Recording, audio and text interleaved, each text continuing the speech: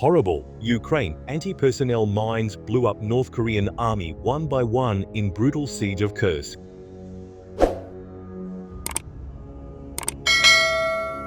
U.S. Defense Secretary Lloyd Austin said Washington's decision to send anti-personnel landmines to Ukraine was needed to help slow down the advance of Russian ground troops. The announcement comes 2 months before Donald Trump replaces Joe Biden in the White House.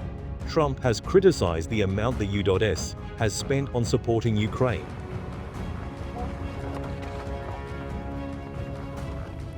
The Biden administration announced Wednesday that it will give Ukraine anti-personnel mines to help it slow Russia's battlefield advances, marking the second major shift on U.S.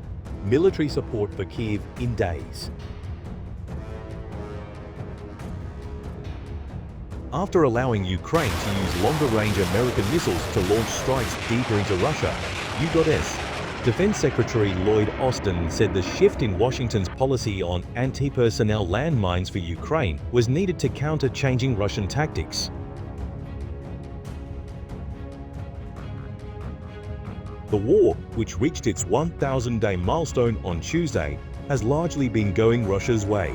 Moscow's bigger army is slowly pushing Ukraine's forces backward in the eastern Donetsk region, while Ukrainian civilians are being maimed and killed by Russian drones and missiles, often fired from inside Russia.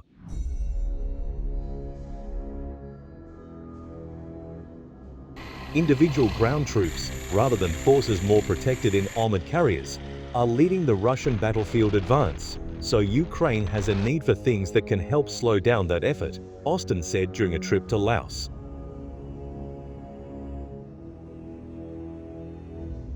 The announcement comes 2 months before Donald Trump replaces Joe Biden in the White House. Trump has pledged to swiftly end the war and has criticized the amount the U.S. has spent on supporting Ukraine.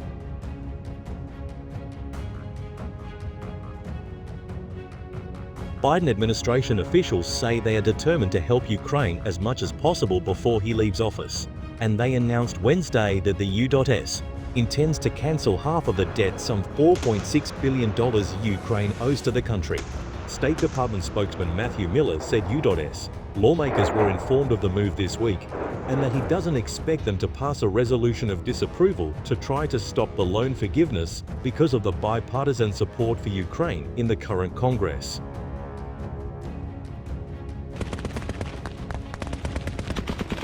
The steps taken to help Ukraine, along with unconfirmed reports Wednesday of Ukraine firing a certain British cruise missile at Russia for the first time, were likely to vex Moscow.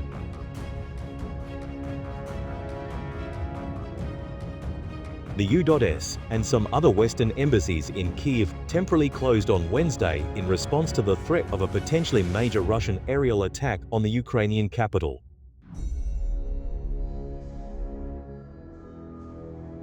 Humanitarian groups have long criticized the use of anti-personnel mines because they present a lingering threat to civilians.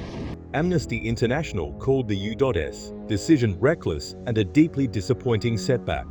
And Norway's foreign minister, Espen Barth Eide, called it very problematic because Ukraine is a signatory to an international convention opposing the use of landmines.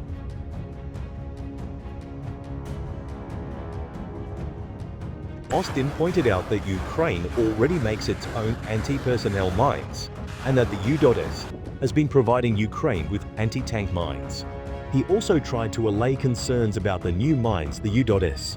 is giving Kyiv, saying they are not persistent, meaning troops can control when they would self-detonate.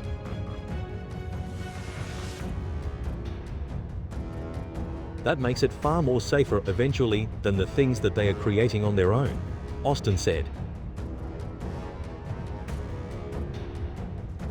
The mines are electrically fused and powered by batteries so that when the battery runs out, they won't detonate.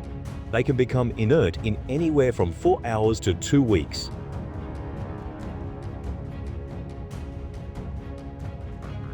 Russia already uses landmines in Ukraine, but those don't become inert over time.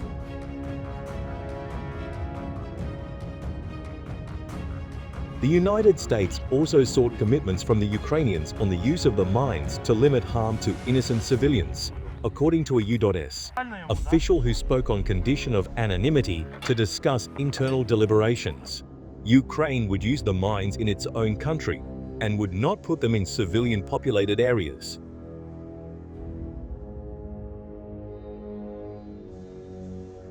The mines are contained in a $275 million package of new military assistance announced by the Biden administration Wednesday.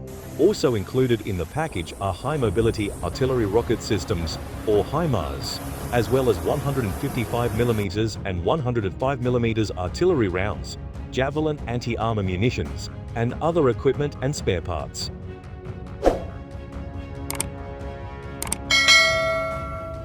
The war has taken on a growing international dimension with the arrival of North Korean troops to help Russia on the battlefield, a development that U.S. officials said prompted Biden's policy shift on allowing Ukraine to fire longer-range U.S. missiles into Russia, and that angered the Kremlin.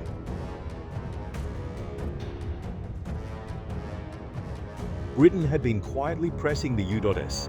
to ease restrictions on how Western-supplied missiles are used, and unconfirmed news reports Wednesday said Ukraine had fired British-made Storm Shadow cruise missiles at Russia for the first time. British and Ukrainian officials didn't confirm the reports.